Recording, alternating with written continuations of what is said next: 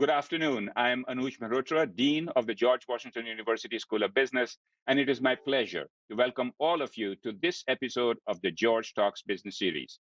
I am also delighted to introduce our honored guest today, Christophe de Taurines, Senior Advisor and Partner at Long Harbour, London, a GW School of Business alum, and a member of the Board of Advisors for the School of Business. Thank you for joining us today, Christophe. Well, thank you, Anuj, for having me, and it's a pleasure to see you again. Wonderful. So, Christophe, I know many in our audience would love to hear about your experience in private equity fundraising, and we will get to that in just a bit.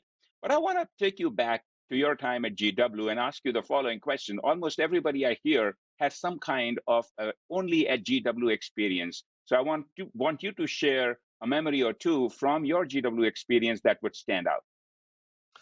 Well, thanks for that. Well, first of all, maybe let me start by explaining how I ended up at GW. I'm French American by birth. I was born in New York City from an American mother and a French father, and so growing up, I grew up in France and Austria. And while growing up in American education was very important for us. So eventually, as I discovered that I wanted to have a career in international finance, GW basically was kind of the obvious choice. So when I arrived, I was actually thrilled by my choice because GW being so close to the IFC and the World Bank, and a lot of the professors that I had were basically working either part-time or full-time with those institutions, and were able to impart their knowledge onto me. So for that, it was just right on cue. But in addition, Washington is such an amazing place. So to remember one specific memory is going to be very, very tough, because the 3 years I've had in DC were absolutely fantastic. All the political organizations around the U.S. and beyond, actually, when you think about the Inter-American Development Bank and so forth, there's so many institutions that are amazing, and so for me, it's really hard to pinpoint one particular experience. But I'd say that my relationships that I've built during my time at GW still influence me today. It's not by accident I ended up at the board of advisors of the School of Business. I mean, I'm still very much in touch with my roommates from my time at GW. I mean, Kevin McKinney in Minneapolis, or Juan Jose Martin Mendez in Madrid, in Spain. I also bumped into my first roommate, Kim Woo-jin, who's from South Korea. And I was speaking at a conference, and he recognized me and called me after that. And I saw this middle-aged man with white hair, and he was telling me he was my roommate. And it was a bit of I was lost for words, and until he gave me his business card. And finally, I saw Woo-jin, with whom I spent a year. And Woo-jin didn't speak English when we were rooming together. And then here comes this man who had graduated from GW with a master's degree and a BBA, and was speaking fluent English. So I could finally hear what his story was, which was amazing. But so DC was amazing, GW was amazing, and so it was decided after Anuj gave me the call to join the board that it was a natural fit for me to join. Well, thank you, Christophe. I know what you are just describing is like the global education, the global platform that GW has been providing for years, it looks like. And no wonder we are ranked #1 in international business at this point for 2 years in a row in Financial Times. But let me take you to today, the present. And I would love to hear a little bit about the overview of Long Harbour from you. Tell us a little bit more about what you're doing right now. Yeah, so I joined Long Harbour over 3 years ago. It's basically a small or boutique investment management firm that was established 11 years ago by a fellow called Will Astor and James Ammonier, who were friends. And when I joined them 3 and some years ago, we talked about their future growth, and they were hitting a ceiling. And so they basically called on me to help them break that ceiling, to grow the AUM.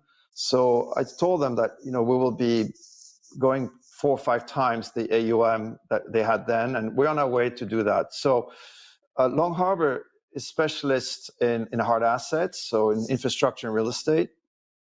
And we have essentially three strategies. One is we invest in ground leases, which is the best way to think about it is a financing tool for real estate. And it's currently very much en vogue in America. Safehold, iStar Financial are promoting that tool in the US, and we're quite a dominant player in that field in the UK, and are increasing our presence in Europe, and now are starting activity in North America, including the US. The second thing that we do is that we invest in multifamily in the UK, so very much a US model of residential management into the UK, but the UK is a relatively new approach. So we started that 7 years ago, but it accelerated really a year and a half, 2 years ago. So we have a portfolio that's hovering around $1 billion and growing. And the last thing that we do is that we invest in opportunistic land transactions around the UK. And the biggest such transaction is called Folly. So we're basically developing a new town, which is about a $2 billion project. Ultimately, we will have 6,500 people living there with 1 million square feet of commercial and residential space around the marina. And that piece of land is located next to Southampton. So we just got planning consent last July. We're preparing construction in the next 2 years. That's a 10-year project. And we just received from the Chancellor of the Exchequer the denomination as a free port. So we'll have a lot of tax benefits for our tenants. So it's very, very exciting stuff that we're doing here. Well, great! Congratulations on all the success and all the exciting work you're doing, Christophe. Yeah. Let me also point out. I think you have traveled across the globe throughout your career, and you've been in this field for a while. So, would love to hear a little bit about what has changed in finance over the years, and perhaps also what do you think? What changes or trends will have the greatest impact on finance in the next 3 to 5 years, from your perspective? So yeah, so my experience to date has been really essentially on fundraising, and I joined fundraising in the 90s after I took an MBA, and the opportunity then was that fundraising was seen as more of a kind of I would say back of the envelope gin and tonic approach to business, and a very, very few organizations were then really taking it, I wouldn't say seriously, but in a professional and systematic way. So the opportunity for me was to jump in that bandwagon, and I was very much influenced by David Rubenstein of Carlyle, whom I've met a number of times and nearly joined. We've been through a lot of crises and a lot of ups and downs, but I think there's a couple lessons learned from fundraising. Is today, and the capital has kept increasing, and I'm coming from a private equity perspective, so capital has kept going up. So we had a good wind in our back, which is good. There's more and more money in the market, and it's proving to be a challenge because ultimately you need to invest that capital, and that capital has to provide a return. So a couple points. There's basically it's a feast or famine for managers. So some managers like Carlyle or Blackstone are able to raise billions, but there are literally thousands of managers, smaller managers, who are struggling. And some of them are really good, but it's just to get in front of the audience, of the investor audience, is extremely difficult. Secondly, we were in a period of lowering interest rates. Interest rates are all-time low. So again, that put a lot of backwind into our sales, and that game seems to be over. Lowering interest rates is not going to be possible because we're all-time low. We're nearing zero and negative interest rates in Europe. Inflation seems to be back in the lurk. So the environment is going to be changing undoubtedly, but up to now we've had it pretty easy with macroeconomics helping us. The other thing which has also happened, particularly after the global financial crisis and the Madoff scandal, the Ponzi scheme that Bernie Madoff put together, is the regulations of fundraising and the markets have increased tremendously. And sometimes I'm quite surprised at how difficult it is to conduct business now compared to what it was when I started. Just to put a fund together, all the steps you need to put together and all the authorizations you need is just sometimes mind-boggling. But on the flip side, for the investors as well, insurance companies, pension funds are much more regulated, asset managers as well, a lot more reporting, a lot more questions, and it's costing. It's costing on the dynamism of the market, but it's also costing in terms of real dollars and in terms of the administration, in terms of the people that need to be hired to administer all that. So that has changed tremendously in the last 30 years. And I think it's going to get worse because governments want to make sure that there's no disruption in the markets. Now, the COVID pandemic hit us about a year and some ago.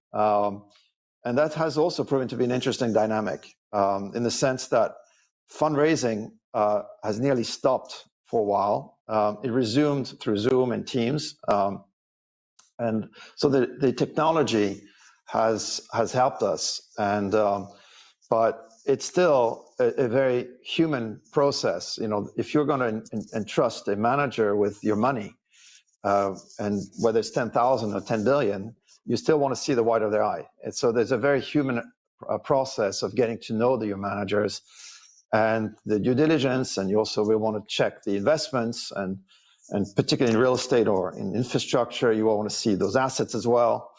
So the physical meetings have completely disappeared in the last 12 months, and how this is going to go forward is going to be an interesting dynamic, because ultimately the trust is required to go ahead with an investment, and the physical contact is irreplaceable, in my opinion. Maybe I'm old school, but that's the way my experience. So Christophe, let me follow up on that. You actually mentioned that there is money in the market. There is, of course, feast or famine. And many of our students who are budding to be entrepreneurs and who will be needing to raise capital would love to hear what works and what doesn't in this feast or famine environment. And you have had a lot of success. Would you care to share some of the techniques that you feel work in this market? Yeah, but first of all, I think there's an approach and an attitude you've got to have. And I'm always fascinated to see some of the biggest fundraisers, how humble they are. They typically you've got to be very factual, very pragmatic, and some of the most successful fundraisers have been able to demonstrate time and time again that they're able to deploy capital and give the returns to their customers, which are the institutions and the private people that entrust them with their money. But the humility ultimately is a key driver. But that doesn't mean that you should not be dynamic. It's I would call it humble dynamism. And ultimately, fundraising is all about, it's a numbers game. The more meetings you have, the more successful you have. But you have to be also extremely prepared. That's a third point. Preparation is key. You have to have the right message. Discover that you've got who is competing against you. Do you have a good proposal, and analyze it through, and also project your proposal in the next couple of years, because it will take you some time to be successful in fundraising. And the last thing I would say, it's about resilience. If you try again, and if you fail, try again, pick it up and try. It's one of my old bosses said to me, like, fundraising, it's not about how smart you are. It's 99% effort and 1% luck. But you got to work your luck. And then if you got some smarts, that's good. But that's everybody's smart. So, but the thing is, you got to think it's like, a lot of people are competing for the same capital. And this is why I'm saying be prepared to eat a lot of humble pie. and have good shoes. Very good shoes. Right. And when you have success, also taunt them. So humble bragging is what you are trying to tell us to do, right? So I think humble bragging may be the point that you are trying to make there. But let me change subjects a little bit, because there are lots of questions that our audience have submitted, and maybe take a couple of those, if I may. So one of the questions that one of our students has submitted is about SPACs, and can you tell us a little bit about what a SPAC is and what you believe, if this is going to be the financial vehicle that will be used more often by more companies and financial firms? Well, SPACs are basically a special purpose acquisition company or vehicle. They've been around for a while, but they've had a bit of a boom lately. It's a way to raise equity from the public market. I looked at the SPAC market for our own needs a number of times when I was at Colony Capital and also at LBO France. It's a bit of in my opinion, it's an interesting proposal for those that basically want to curtail the classic fundraising process. But the challenge is that you have ultimately public capital, and it is a very narrow type of offering that you can do. What I've been involved in were into private equity funds, where you had a much wider array of investments that were allowed, whether it's corporate private equity or hard assets. So I think you cannot completely replace the private equity either. And the challenge with SPACs is that because it's public, you've got quarterly reportings, you've got totally different dynamic than the private side. The private side allows you to think very long term. SPAC is essentially to effectuate a transaction or an acquisition or a merger, and then once that is done, you move on. Whereas private equity is but you've got a 5 to in our case up to 100-year view. Great. So thank you for that. And another question, Christophe, that somebody submitted was about your opinion on or your perspective on what you saw, since your firm is based in London. What effects did you see with the separation of the UK from the European Union post-Brexit? It's one of the political challenges of today. I mean, obviously, the UK is a very is an important nation in Europe. It will remain part of Europe, and despite what has been said in the press, you cannot separate the UK from Europe. And most of the trade that the UK is doing is with Europe. Now, the challenge is that we're discovering now is that there are some costs that are being made obvious in terms of trading now that the UK is outside of the EU. I mean, just witnessing the queues or the files of trucks waiting to cross the channel at either side of the channel is a sign of that. But also the paperwork, and us in our own organization, we had to rearrange the way we conduct business in Europe. So it's costing more money because we have to hire some people because we're based in the UK, and so in terms of administrating our assets in Europe, and also in terms of soliciting new investors, we have to have a number of steps. So, but ultimately, I firmly believe that the EU and the UK will come to some sensible arrangements over time. I don't see the agreement that was signed recently as permanent. It will have to evolve. The EU itself will also need to evolve. It's the political agenda that the EU has is not to everyone's taste, and this is probably one of the reasons why Brexit happened. But it still offers a huge market, and still did an amazing job in unifying the market, particularly for goods. It still has a lot to do in terms of services. But as the EU improves itself, and the UK in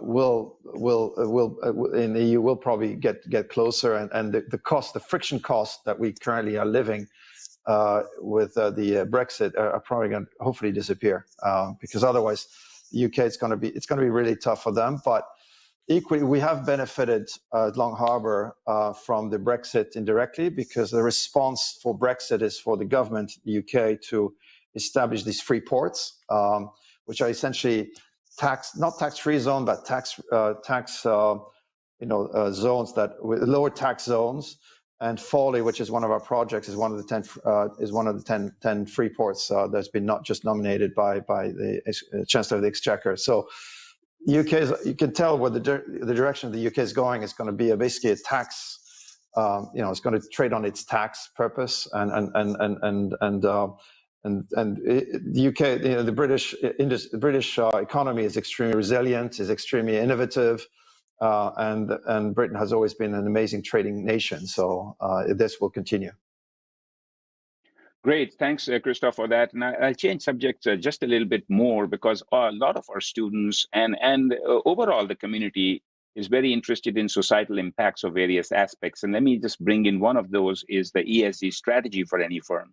So I would love to hear a little bit from you about what are some key milestones in regards to ESG and measures of progress, and how is that impacting your world? Well, ESG is actually is a key element. And first of all, we can measure it very simply in our level, because it is a key demand by investors. And if we cannot satisfy ESG demands by investors, we simply don't get the pounds or the dollars in terms of fundraising. So and ESG is no longer about greenwashing. It's about really implementing changes. It's about having specific metrics of your investment making an impact on society, making it better by the number of jobs, by cleaning up the shores, by having carbon neutral. We even are trying to become carbon negative in some of our investments, and by having specific metrics. So for that, Long Harbour has established a business called Longevity Partners, which has about 30-odd employees right now. We're expanding actually in the United States. And Longevity Partners is essentially a consultancy for real estate and infrastructure managers about how to implement ESG, and have it's basically giving an advice and then making sure it's implemented. Because again, we need to provide tangible results in our ESG policies. So the days about backdoor dealings are over. The days, because the internet is there and everything is much more open in terms of society. The days of dumping things in the sea are over, because again, you get found. And we want to make it a better world, and we want to be proud of what we do. And it's not just about making money; it's making money and making the society better. Well said, Christophe. Let me also take another angle. I think, especially you work with so many investors and in fundraising, it would be good to hear your view of a little bit about what risk taking means to you, and what business decisions often require taking a risk, and how should risk be assessed and managed and taken. So there's no risk, no reward. So tell us a little bit about your view of risk taking, especially for our budding entrepreneurs who will be looking for such, to raise funds for their own enterprises. Well, risk taking is what we discuss every day at our investment committees. But we quantify it in terms of money. So how much money are we going to lose if we put money at risk? But risk is more than just money. Money is basically the indicator is a form of indicator of risk. But I mean, I was having lunch yesterday with some friends of mine here in Mallorca, and these two guys were entrepreneurs and set up businesses in Myanmar, in Burma, and they just escaped after the coup. So their lives were at risk, their families' lives were at risk, and they had to escape. So that is something we in the OECD, in the United States or in Europe, and we're blessed not to have that risk anymore. But it's certain areas of the world you are facing that kind of risk, and which is the most basic risk is safety. But not without going to these kind of extremes. I think in terms of risk risk means also opportunity. That's the kind of the corollary. And when you are young, I was young once. Risk taking is actually is actually a must in a way. You gotta expose yourself and try different things, and particularly now that life expectancy is increased. Why not take a jump and try different things? And if it fails, regroup and try again. I mean, from my perspective, I'll never blame someone to fail. Will blame somebody who has not tried. And when I hire people, I want to make sure these guys or these women have tried different things. And a failure is good. You learn more from your failures than from your successes.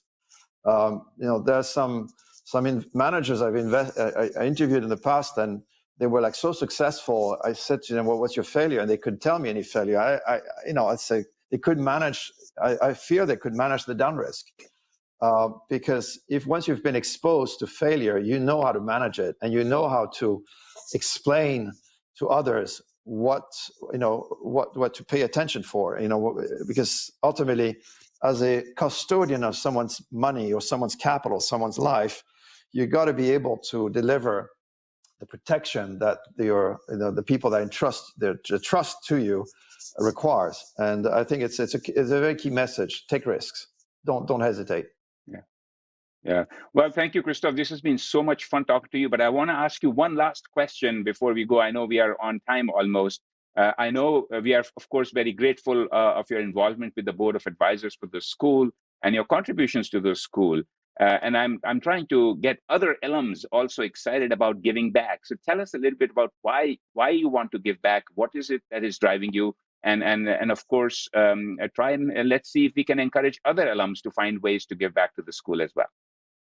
Well, first of all, meeting you, I noticed a couple of years ago when I was visiting campus for the first time since I graduated, was actually what triggered this conversation. But for me, I always believed in giving back. It's not just money, but also giving back your insight, your knowledge, and sharing. I'm very much into the sharing economy, and so I think getting involved in GW is to me is one of the key things I wanted to do in my life, because I've received a lot from GW, and I'm very grateful for the education I received and all the wonderful people I've met. So now, with the experience I've gained over the last 30 odd years after I graduated from GW, putting it into a framework in which I can basically provide to faculty, students, and staff, where I think, from my experience, where things should be in terms of fundraising, in terms of private equity, it is great. So I think for alumni, particularly around outside the United States, it would be great if we have more involvement, and I'd be more than happy to reach out to some of you and discuss the pluses and all the benefits you can have in providing to GW all the experiences. I think it's really, really good, important to get involved. Well, thank you, Christophe. This has been a great conversation. I've really enjoyed it. I will also want to thank everybody else who has joined us today, and want to invite you to the next episode of George Talks Business. Next week, our guest will be Dr. Jimena Harsok, a technology entrepreneur, the founder of Tech Apprenticeships and co-founder of Phone to Action, and also a GW alumna. We hope that you will join us then. Thank you again for joining us today.